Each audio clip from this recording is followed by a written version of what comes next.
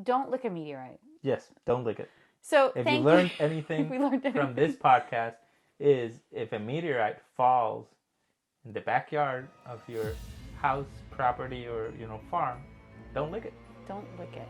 Right. Yes.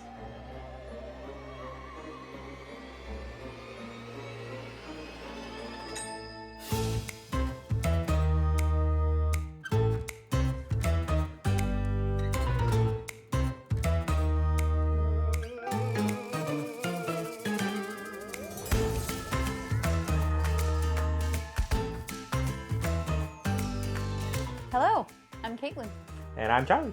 and welcome to Outsmarting the Shadows, Evading the Grasp of Cinematic Horror, where we help you survive horror movies. That we do. So today we're talking existential dread, madness, and the side of horror that could be a bit artsy for some. I feel like you're talking about cosmic horror. Yes, cosmic horror. So 2019's cosmic horror, Color Out of Space, is based on the short story The Color Out of Space by H.P Lovecraft. Oh, I didn't know that. Nice. Yeah. Now, Charlie, this was the question I was going to ask you, and you have already answered it. It's a very important question. Okay. Shoot. What is our favorite kind of horror? That would be cosmic horror. Yeah. So Charlie and I love cosmic horror. It is a little artsy for some people, and depending on how it's directed, this is one of those times when the director takes full yield and the cinematographer is like, I'm a writer now, and I will describe characters through my cinematography. Because in my mind, you can't really survive cosmic horror. There's no way. Yeah, most of the time in cosmic horror, everything and everyone and every situation, there's just no getting out of it. Yeah, because it's everything. It's- so everyone's gonna die. Everyone's gonna die. But let's see, maybe in this one, there's a possibility to survive. There is a possibility.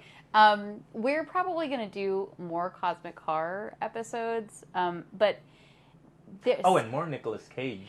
definitely episodes. more. Man, he has had a great couple of years. And in my opinion, this is one of his best performances. I loved how he played a goofy character that was also like a normal person. It stars Nicolas Cage, Jolie Richardson, Elliot Knight, Madeline Arthur, Brendan Mayer, Quaranka, I hope I'm not missaying his name, Quaranka Kilcher, and Tommy Chong. We're going to be getting into details. So if you have not watched this, Spoiler alert. spoiler alert. So Yeah. go out, you watch this movie, and you come back. Yes. And you're back. You already watched it. Right, pause. Through the magic of cinematic television, you have watched it. So this movie is about a family. The wife, Teresa, has just had a double mastectomy. Nathan Gardner and his family move into his childhood home with his daughter Lavinia, his son Benny, and their son Jack. It's his late father's farm, so he remembers some farming, but he's not great at it. Yeah. But he has a free house and a free farm. I know. Because from what I understood from the movie, they don't pay for it. And it's not really clear what she does. She does stock trading or something in stocks. I know she works from home. They let you know that Right from the get-go. Right from the get-go. Her office is in this beautiful creepy her attic. office is in the attic. She works from home. Not really clear exactly if she is. At first, I thought she worked for a company, but then kind of like, oh no, she works for herself and she has clients. It's not all that clear. That is not really that important. What I love about this movie is that it shows pretty quickly, since she's had a double mastectomy, that she probably wasn't working for a while, so they don't have a lot of money to throw around. They spent all their money Buying alpacas. For some reason. And I did not know this. You can milk alpacas. Right? And I guess it's a mammal, right? And mammals have babies. Is it like a cow or a goat? Like a cow or a goat. Yeah. It's a hooved animal. It is a hooved animal. So, the father... I wonder if they only have teeth on the bottom of their gums, on the bottom jaw. Yeah. For those who may not know this, cows and goats, they only have goats teeth on the bottom jaw. Yeah, No and teeth on the top. they're sad teeth. They're just little straight across teeth that are meant to. Sometimes there's just a little buck tooth. Yeah. Yeah, they're real cute though. If you can't tell, we have goats. Yeah, we have goats and cows. Anyway, so he's obsessed with these alpacas, Nathan. And we open this movie with this really great shot of Lavinia, which is like such a cool name.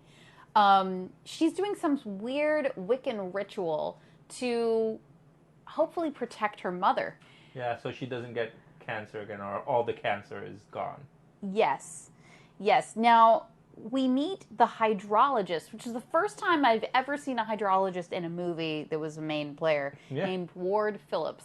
And he stumbles across this beautiful woman doing this Wiccan ritual, and he's like immediately smitten with her. Right? It's a little odd, but okay. It's a little odd because they never tell you what age she is.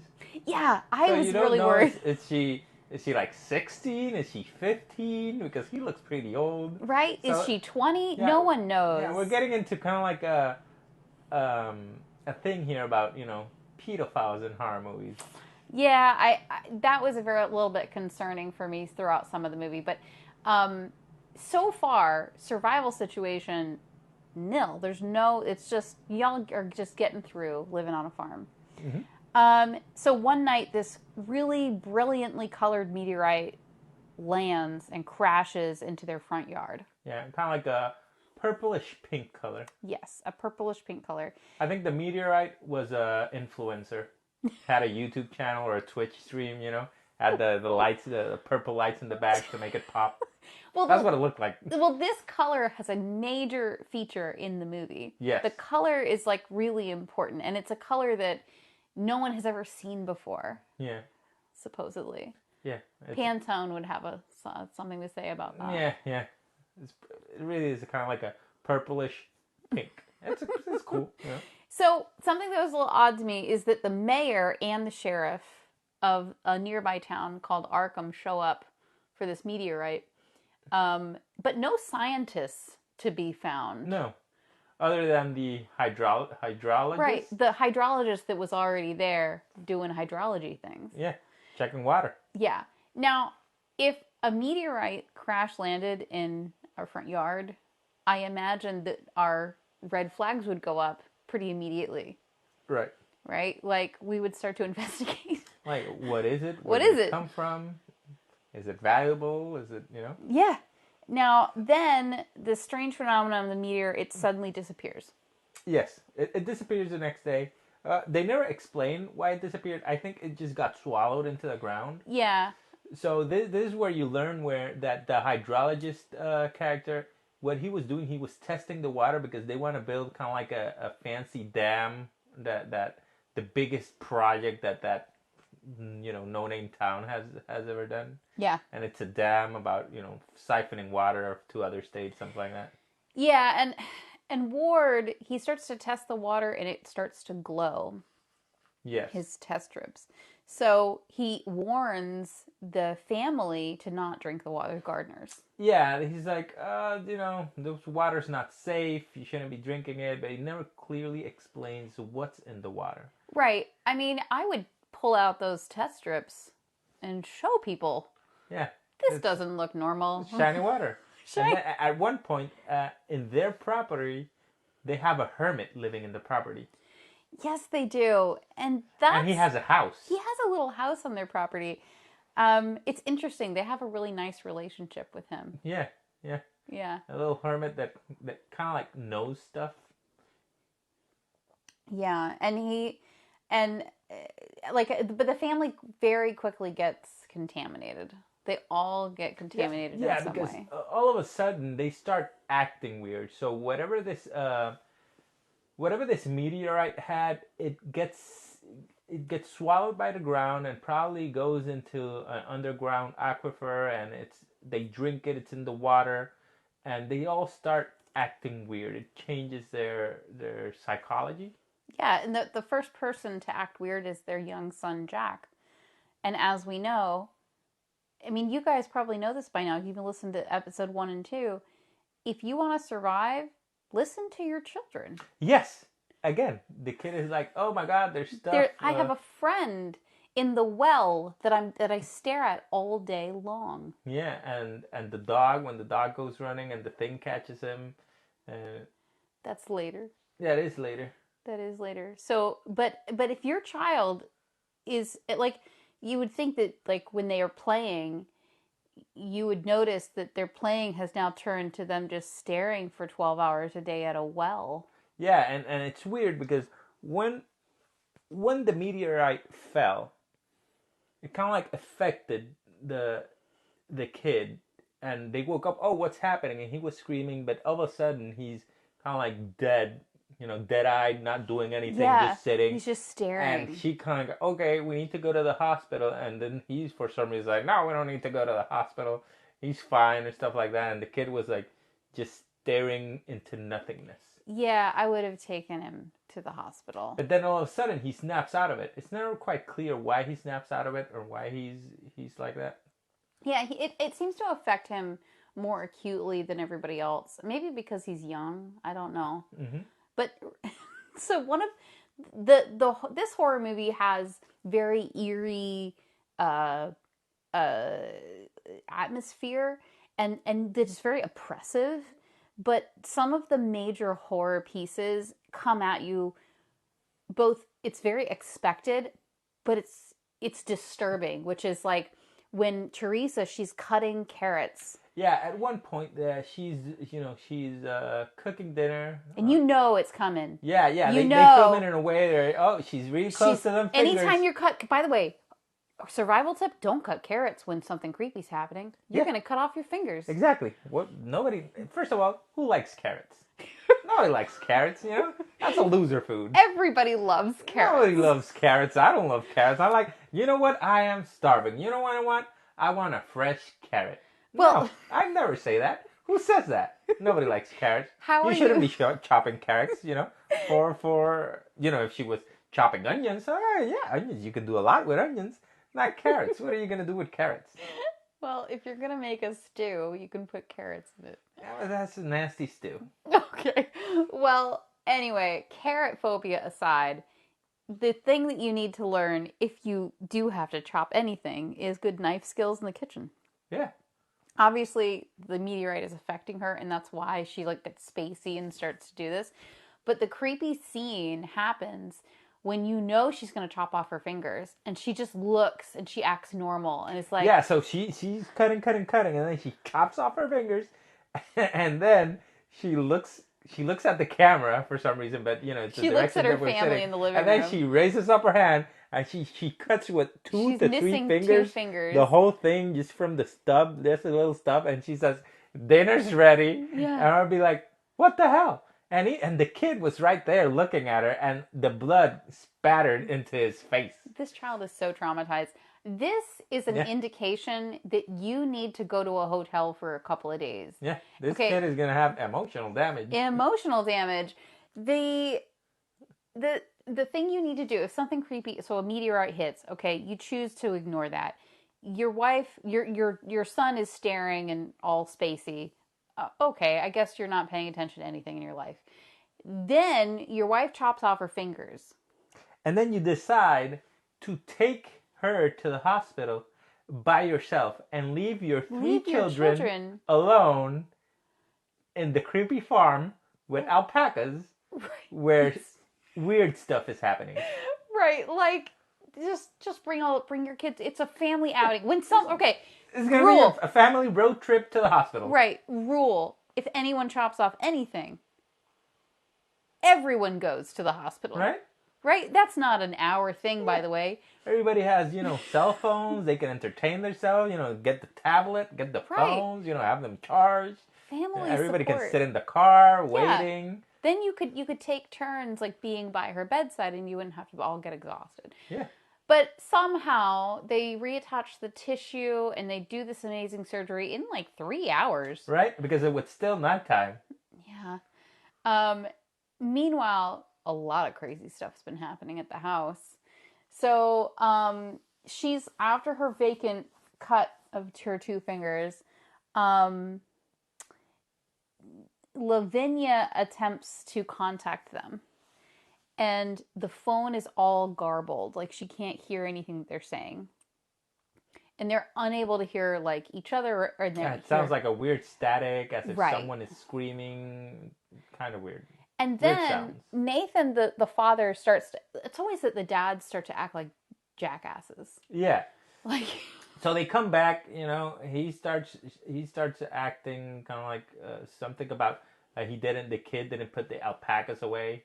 Oh my God, it's my favorite line in the whole movie. Yeah, and he freaks out. These are alpacas! We spent all our money on these alpacas. Alpacas! He's so into alpacas. I was like, man, I want to own an alpaca now. Maybe we'll get an alpaca. Yeah, we should put her in with the goats. Yeah, we got an alpaca and we can milk it. Want some alpaca milk? What do you do with alpaca milk? I don't know. I've never seen alpaca milk cheese. Oh, alpaca milk in your coffee. It sounds nice, actually. Oh, it sounds kind of gross to me. I don't know. It's just milk. So he gets uncharacteristically angry, and then he's like freaking out, and he goes to pick tomatoes. Right, and there's these Jews. Was this before or after he was showering and he was stung by a weird, spacecraft jellyfish thing? So if you find something in your shower that you like don't know, a blob of gel. First of all, there shouldn't be anything you don't know in your shower. He goes to take a shower, while his wife is resting, I think, and then there's a jellyfish, like stuck in the drain, right? And he picks it up, and then the jellyfish, you do. Like you do, yeah, right. When you in the shower in the drain, you see having a teenage boy and a teenage girl. You see a blob of sticky, clear, milky white substance. What do? You pick it up with your hands because that's what anybody would do. That's safe. Yeah, that sounds safe. Just don't. If you see anything unexpected in your home, don't touch it. It could be, even in real life, it could be a snake. It could be a badger. Especially living in a farm. Right. Living in the middle of the boonies, in the middle of nowhere. It's less likely that it would be a jellyfish living in the boonies, but not impossible. But you don't know. You don't know. So he picks it up and he's just looking at it, and this thing stings him. Like it wraps around him for a second. And they make you it looks like it hurt. Yeah. It looks like it hurt. At the very least, it was uncomfortable. And then, once he's stung from this thing, he starts getting a weird rash in his skin. Yeah. He's just scratching all the time. Yeah. He has Ebola. For sure. Alien Ebola. Yeah. Alien something. He gets more and more obsessed. So Nicolas Cage does such an amazing job in this film. He plays paranoid and equally dad and equally funny, just to the T, when he gets all of these tomatoes out of his garden, and he brings them in to try and slice them and try them, and they look gorgeous, and apparently they taste awful. Yeah, they look kind of weird though. And all of a sudden, once he's picking the tomatoes, you get to see that the trees are turning kind of like that pinkish purple color. The leaves are turning that pinkish purple color. If your leaves are turning unexpected colors, like purple, pinkish purple, like not red and orange and yellow that are been classically in your decorating classes since you were in elementary school, that would be cause for concern. You've had a hydrologist tell you not to drink the water. They're just ignoring everything. And at one point, there's those purple flowers. He's like, "Oh, did you put?" He asked. Put new flowers I think down. He asked his wife at some wife. point that you put in purple flowers. I was like, "No, nobody put in purple flowers." I would investigate. What are these purple flowers that are coming out of the ground? And they're not just all a couple of them. It's all of them. Yeah, a lot of purple flowers all of a sudden are coming out of the ground. And if he grew up there, you would think that he would know about the flora and the fauna. You would think. So that's important to do too. You need to just watch your surroundings. And if there's anything unnatural going on, you call in some experts. And don't freak out if your tomatoes taste like crap. Yeah, he freaks out and he starts throwing them all in the trash because they don't taste good. They look pretty good, but apparently they don't taste good. Yeah. So, so Jack and Benny, the two boys, Jack is young. He's probably 6. And Benny is, a teenager. They scream after they go into the alpaca farm into the alpaca barn at night. Yeah, because they go into the alpaca farm, and then you see that color. The color is everywhere. Yeah, the color is everywhere, but then it's kind of like a being that's in the color that tries to grab things or grab people to do something to them. It's really cool. So they start running, they're checking on the alpacas, they start running, and then the color kind of like grabs the alpacas, but you don't know what it does to them. Yeah. Well, we pretty quickly figure out that they're not normal. So when they go to check on the alpacas, you know that something terrible has happened. And Jack runs to his mom. And when they run together, she leans down to grab him. And the color that has grabbed the alpacas shoots out. Right. That's when they're running from the alpacas, that the color is chasing them. So he's kind of like kneeling. The color is kind of like blasting him. And then his mom hugs him, and then the color is blasting both of them. Yes, it blasts both of them, and they fuse together. And this movie accelerates times 1,000 at this point. At the beginning, it's a little bit slow, but once this happens, it's like, okay, it kind of like fuses. It turns into, H.P. Lovecraft type of monster where it looks like they're in pain and it's gross and they're fused together, and the kid is kind of like in the back. Pretty good practical effects, I might add. It wasn't CG. It was all practical. It was that type of movie where they don't show the whole thing, but they show you just enough to know so that you know that it's really gross. Yeah, and I don't know how they ended up getting them into the house. They just carried them, apparently. Yeah, I guess they carried them, and this is horror at its peak. Like, having a mother and a son who are trying to comfort each other just fused together. Yeah, and then all kind of like all in pain and looking really nasty. Right. So and then they take him to the attic. Yes. For some reason, no, I remember the trucks don't work. So Nathan does try to do the right thing. And this is where it gets into territory of you can try, but you'll likely fail. Yeah, he says, okay, we need to take him to the hospital, but then the truck's battery stopped working. We have to go back a little bit and follow Ward in this story. Okay. Ward is the hydrologist, and Ward is the one where in the family situation, you're in the farm. There's almost nothing you can do, and because as a kid you can just leave on your own. The adults could have behaved better, but we already covered that. Ward has been investigating this, and he's been doing a pretty good job. At one point, he's actually in town, and the sheriff comes up with a mutilated animal, and he starts to tell him stuff that's going on. Yeah, and it was a bunch of animals fused together. Yeah. Kind of like the same thing that happened to mom and the kid. And the alpacas. Yes. Where suddenly things have become different. And he goes to that little hermit that lives on the gardener's land, and he talks to him about it, and the guy keeps saying that things are changing, and he's hearing people under the ground. Under the ground, right. Yeah, and that... And he's recording it on his cassette tape. Yeah. Now, that speaks to a kind of horror that there's not really any fighting against. If there's a whole ecosystem that's rising up around you, there's nowhere to run. Yeah, if it's happening everywhere, you can't do anything. That's one of the brilliant pieces of this movie is why madness is such a key piece of it. And, if you are losing your mind, if there's a horror situation and you're not able to distinguish reality from fiction, and reality may even be worse than what you're imagining, how do you survive that? Yeah. What do you do in that, Charlie? You just try to run as far away as you can from the thing. I guess so. But I think the family didn't really recognize at this point that... No, but I think it's because it was affecting them emotionally, so their emotions were Yeah. different. They weren't acting like what they normally acted. See, at one point, the the girl, she had the right idea.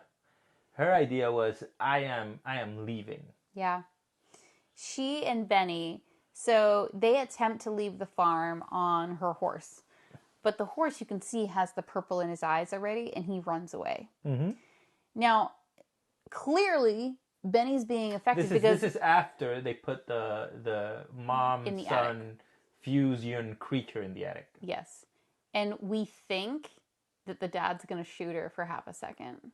Well, no, that's after. So once he puts them, he says, "Oh, they can't go into the hospital." So he goes, I'm gonna fix this, and he grabs the gun and he goes to look at the alpacas, and that's where Nicolas Cage goes all Nicolas Cage, and he goes crazy, and then he shoots all the alpacas, and blood comes, sprawling everywhere. This. So you see what happened to the alpacas, which they're all fused together because of the purplish pink light that grabbed them and fused them. And then he starts shooting all their heads. Which again, they don't show the whole monster, they just show you bits and pieces and of heads blowing off. It's really well made. Practical effects really well done. We have to revisit this conversation as well, okay, a little bit later.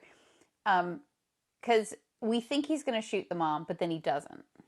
Yeah, so he comes back, and then he's like, "Oh, get out of here. I'm going to do what has to be done." Yeah. Yeah, right? He sends his children away. Yeah, he sends children away. Okay, he's going to kill his love of his life. His wife / son that are fused, and it's just, just a gelatinous mess of an elder pain. god creature, disgusting creature. But then he doesn't. And the most disgusting, in my mind, part of this film happens in this scene, where he goes, "You'll always be my golden lady." Yeah, you'll always be my lady. And he goes in and kisses this monster, this lady monster, in the lips. But then, once he separates, there's all this nasty-ass goo, like slime, that's kind of like connecting both of their lips, like disgusting slime, because you just kissed right? A creature, a disgusting humanoid fused creature is gonna kill everybody. It's Alien 1 all over again, when they had so much slime. Yeah, it's just gross. It would have been even more gross if he licked their lips. To add insult to injury, after he does it again. Yeah, he does it twice. It's like, no, oh my god, he kisses her 3 times. Yeah, and you're like, no, don't do that again. We already saw it. It's just gross. We get it. Like, and then he doesn't shoot them. He can't shoot them. Yeah, he doesn't shoot them. He just leaves them in there, and hopes for the best. Yeah, and so Lavinia. So Lavinia, at some point, she says, "Okay, no, fuck this. I'm getting out of here," which was the correct thing to do. But all of a sudden, she has a copy of the Necronomicon, the Book of the Dead type stuff. Benny, remember Benny? Is this before or after? Oh no, you're right. So Lavinia basically mutilates herself. Yeah, because she looks at the Necronomicon for some reason. She says, "No, I'm not leaving. I'm gonna do a Wiccan ritual." Yeah. So she starts kind of like cutting Wiccan symbols into herself, and kind of like bleeding herself. They never explained that all that well. I guess she tried to do a ritual. It's madness. It's the effect of what's happening to all of them. Yeah, they're all going mad. They're all going mad. And I mean, Benny, I keep going back to him because they were almost home free. Even if the horse runs away, you could just walk it. You could run it. Yeah, you could have just run. I would have just followed the horse. Yeah. The horse knows the way. The horse knows the way. And then he was, so the dog, I think there's a part where the dog went missing, and then he's hearing the dog in the well. In the well, which there's nothing in the well. Yeah, well, there's a creature that light creatures in the well. Yeah. And then so he's like, "Oh my god, it's in the well. I gotta go in the well for some reason to look for the dog." He's assimilated by the color. Yeah, and then he goes into the well, and the color swallows him, and that's the last time we see of him in the whole film. He's never brought up. Nobody talks about him anymore. They just wrote him off. Yeah. Yeah, and that was it. It's like, well, you ended up in the well, so just don't go in that well. Yeah, I wouldn't go in. I wouldn't go in a well today. I wouldn't go into. Oh, look at that well. Everything's fine. It's daytime. I'm gonna go in the well. Oh, my favorite pet fell in the well. Well, I'll get a new pet. That's what I would do. Okay, I'd get a new dog. Sorry, Fido. You're dead now. You're dead to me. I'm gonna replace you, but I will not go down that well. our dog's name is Milo. Yes. You would go after him. No, I would not. Wow. I would not go into a well for no dog. I would replace the dog. Well, so In normal circumstances, I wouldn't do it. So I wouldn't even look at the well in this, Colorado space situation. well, I know how I would die. You would be like him going for your dog? I hope that I wouldn't go for my dog down the well in a space monster situation, but I can't rule it out. I would take you and slap you across the face. What are you doing? Slap! Right? Try to knock me out of it. But so Nathan, the dad, he's still going crazy. So he locks Lavinia in with Teresa and Jack. At one who are point, like this fused monster now. Yeah, which at one point is like she wants to leave and no, I won't let you leave, and he locks her in the room with the mom-son monster. Right. But then he says, "Feed your mother." Right. Feed her what? She didn't cook anything. Was he like saying, "Oh, she has to eat him"? Eat humans? It's a little bit odd. So I want to revisit the alpaca thing. If he wasn't going to shoot the mom, why would he shoot the alpacas? Like, I kind of wish that he hadn't, because I want to see weird 3-4 alpaca monster in their final form.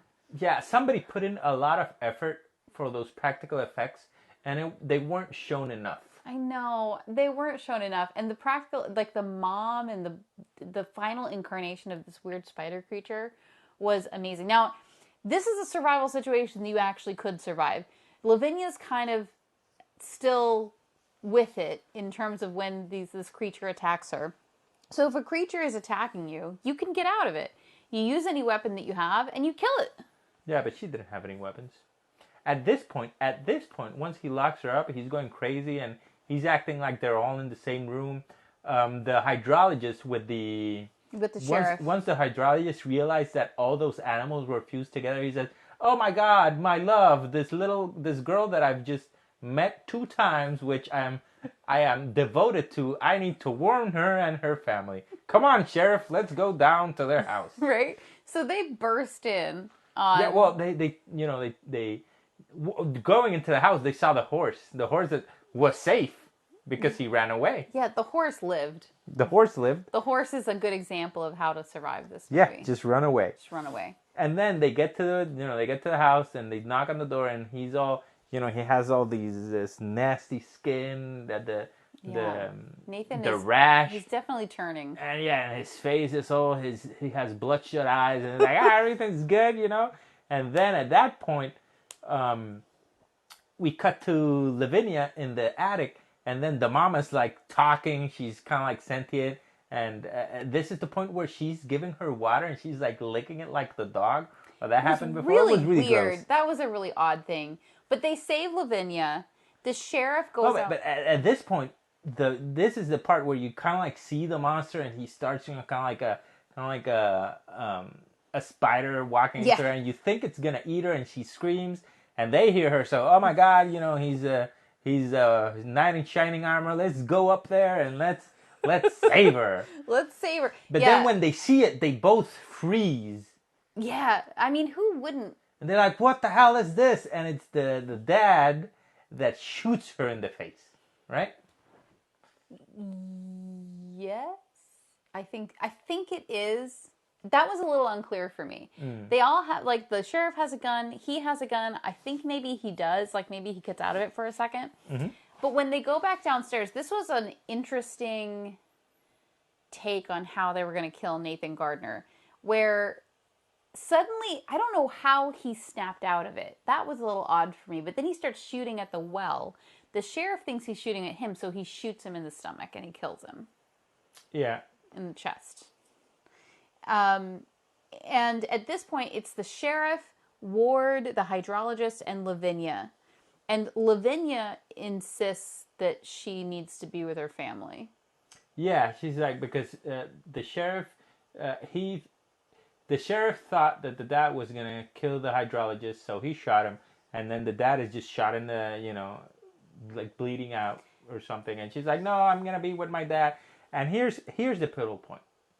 This guy, he could have saved himself and the sheriff. They could have just got in their, in their truck and left, and everything would be fine. But this guy, he decides, you know what? There's a hermit living in this place. We should try and help him. Oh, well, okay. So moral of this story is, don't help people. Don't help yourself. Okay, see, I don't think that's true, because if he had left at that point, I think that they all would have died because of the blast radius at the end. No, but we're not there yet, because what the blast radius tells you is that it was contained to that section. It was going to spread due to the water. Yeah, Ward just wants to be a big hero, so he goes over to the hermit's name is Ezra. So he runs over to Ezra's house, and they find his decapitated corpse. He's not decapitated. He's sitting in the chair, his face is all glowing, and he's talking through the recorder. Oh, and yeah. This is the point where they spell it out to you of what the entity is, what it's doing here, and where it came from. And you see his face it's really cool effect with that pinkish purple color in his forehead. And then he kind of like goes into his mind and he shows them the world of the entity, how right, and that's what Earth is going to turn into. Yeah, and it kind of show you that the entity came to Earth to kind of like turn it into its world and turn everything kind of like that weird, like hellish world was like. Yeah, and then one of the.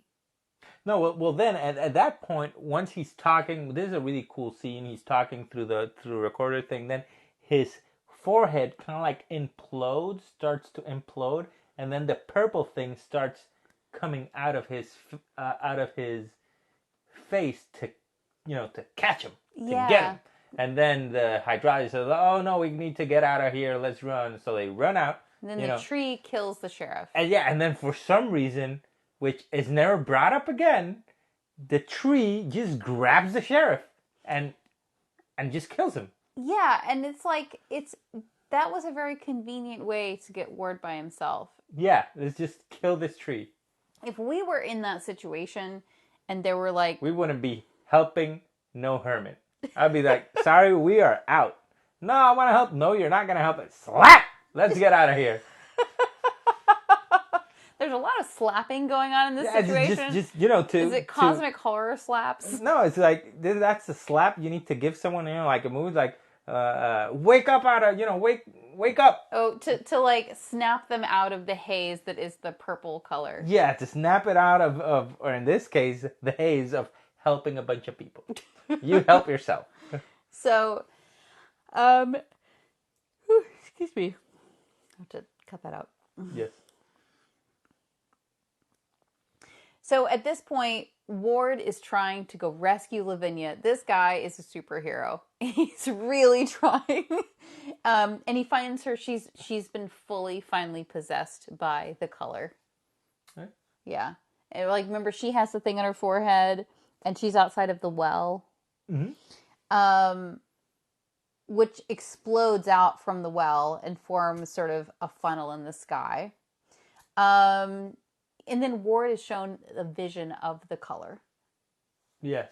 The psychedelic X-planet inhabited from the tentacle alien monster, which is so classic.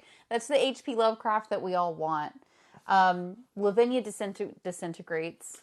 Yeah, and then he runs to the house to kind of seek shelter because it's all kind of like space-time begins to unravel. Yeah, and you're not sure if it's not really clear. Is it gonna explode? Is this gonna absorb everything? But then when he goes into the house, which is a cool scene, he goes into the house and he sees Nathan, the dad, sitting in the chair which he should be dead. So he's kind of figuring, oh, you should be dead. But then in the flashes of light, you see the whole family sitting. It's like everything within a certain radius. It's like the past and the present exist simultaneously. Yeah, it's a really weird but pretty cool scene. And Ward has to hide from this corporeal form of Nathan. Yeah, because he's trying to grab him. I think he's him. trying to pull him into the ether or whatever it is. And then it just destroys everything. Yeah, so he fighting with him, he trips or something happened where he ends up in the basement. Right, the wine cellar. In the wine cellar, and he locks himself in the wine cellar. And then all of a sudden, everything goes to white, and there's a big explosion. It's kind of like what they show you, and then the camera kind of like pans to space, kind of like a drone shot, looking down. It's white colorless ash. Yeah, white colorless ash, kind of like devoid of color. All the color is gone, but then it's in just the radius close to where the property is, I think. Yeah, and I mean, ultimately, Ward lives. He lives, but then, he's monologuing in the end, saying like, it's in the water. I'll never drink the water. Yeah, never drink the water. But then you hear that, that big dam is gonna funnel water to these big like 300,000 people or something. And no, into this, big states of the U.S. I forgot what states they are. Yeah. So, everybody's gonna drink the water and everybody's gonna go crazy, and this thing is gonna take over the world. Yeah, and like I think it's just appreciating what you have in the moment in this kind of horror. Like there's nothing else you can do. Yeah, because at that point you see him. You see his face is smoking, looking at the water. It's kind of like let you know. Oh yeah, I'm a guy. I've seen some shit. I am prepared to what's coming. I know that humanity is doomed, and this is how life is. This rough man who's seen a lot. And that's true. where they ended. That's where they ended. I mean, he survived. Sort of. By luck. By luck, yeah. I don't think there was any skill. There was no skill involved in him surviving, and I think that might be true for everybody. And ultimately, you don't survive this movie. The horse did. Oh yeah. If you would follow the horse, get on the horse and just leave. Just go down a road and follow it. Yeah. As far away from where everything is happening. So, Charlie, did you survive? I would have gone with the horse. You would. Yes, So you would have survived. I would have survived. You would have survived. I was like, nope, no, I ain't gonna save no hermit. I'm gonna save no dog. Dad's dead. My mom just got fused with my little brother, and they're all fused together, so they're dead. I am outsies. See, I would have survived because when the meteorite came down, I would have wanted to do testing on it. And if testing didn't happen and the meteorite disappeared, I would have been like, nope, I'm out. Oh, and another thing, talking now about the meteorite that they never explained is the smell. For some reason, he could, like the dad could smell a rotting smell. Yeah. Oh, like he said it, which this line is really cruel and funny.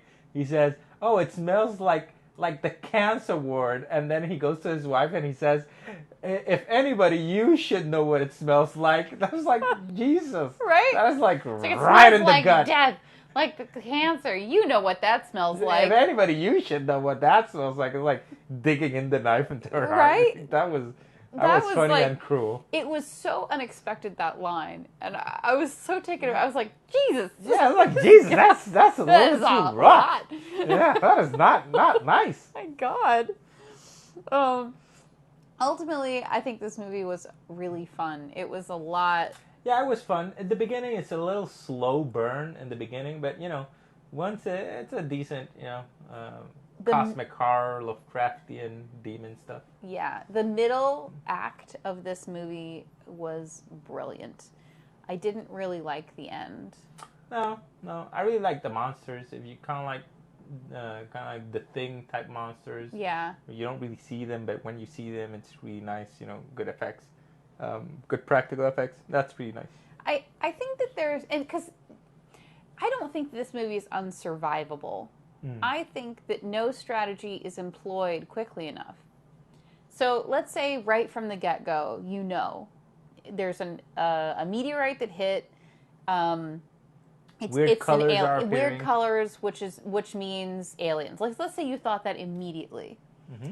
I think that the key is to feed it as much as you can With until alpacas? you can. Yeah, get a ton of alpacas. Give it. You wouldn't feed your goats to no aliens. Well, no, of course not.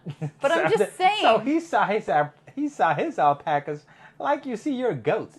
You think you would be like, oh, here, little alien. Here, eat Cosmo, or eat Little Pim, you know? or eat Dusty. Here you go, have a good Dusty on the plate. Okay, I wouldn't give my goats to the alien, but I would give it ants. I would give it... Aliens don't want no ants. Anything come here and crash landed on your property and it's turning everything green, everything, Purple. a purplish pink to eat ants?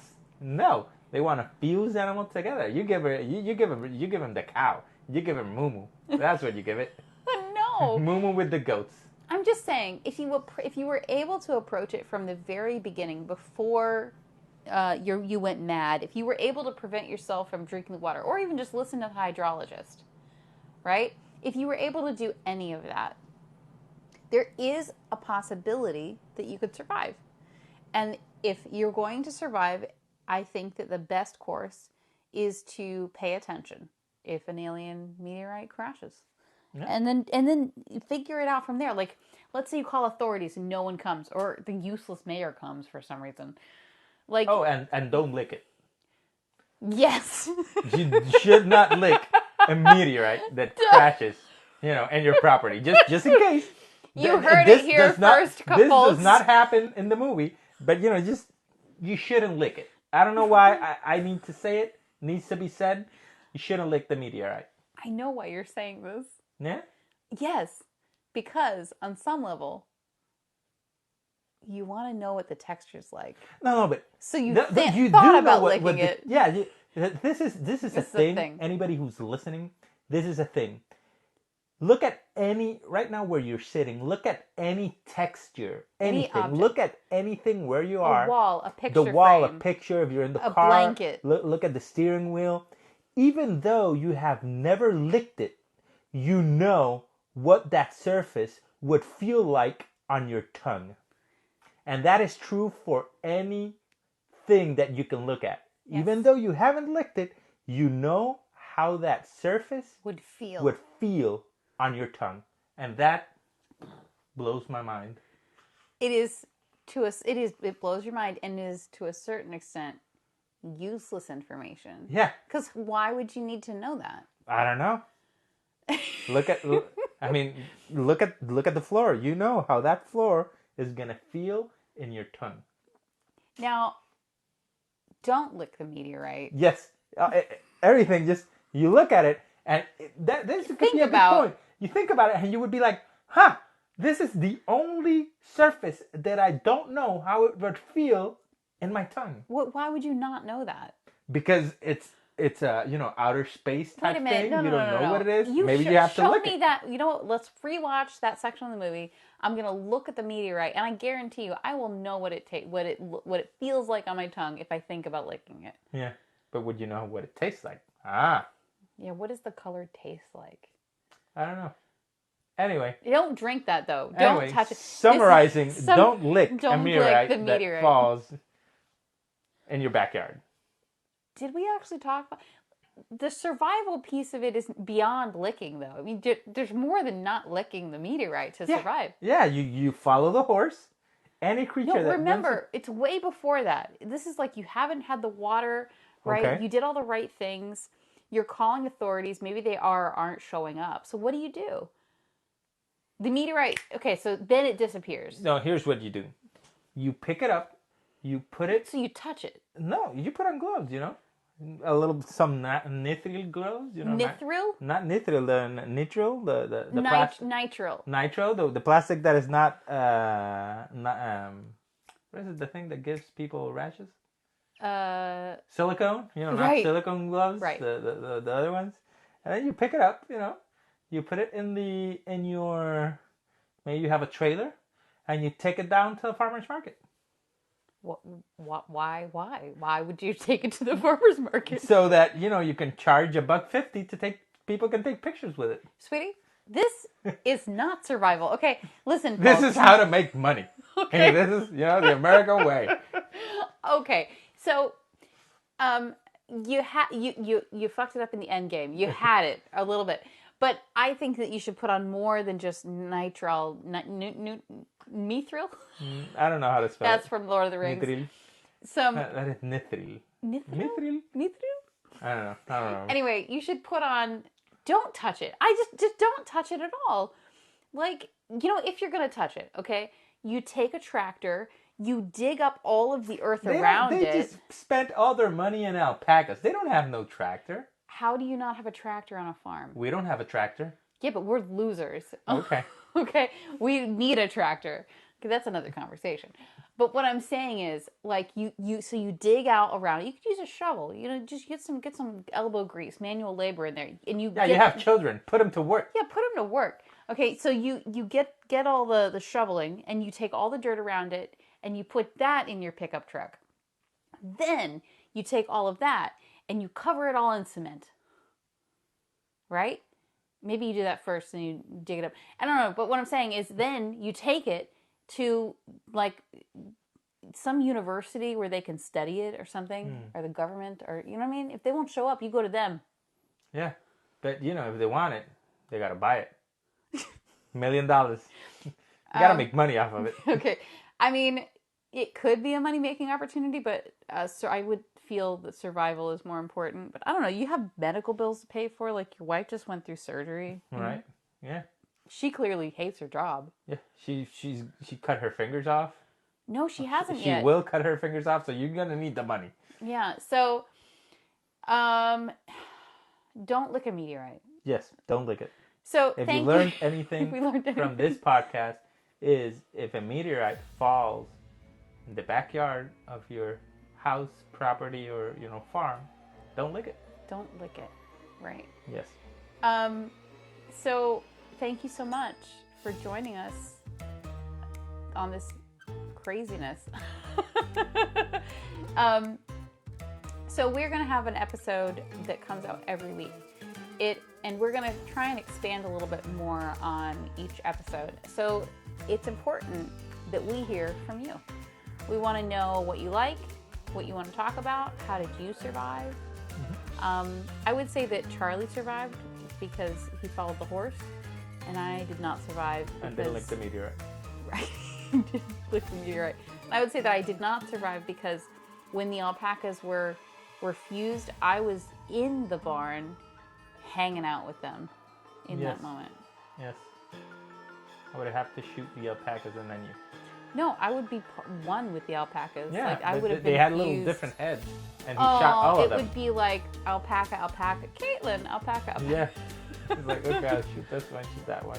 Just leave my head, like, you know what I mean? Yeah, but what if you survive? So I don't want a fused alpaca Caitlin monster coming after me. Well, see, I do wish that alpaca monster, we could have seen the final incarnation. It looked like it was going to be cool. Yeah. Oh well. Thank you so much. Until the next one. Stay safe.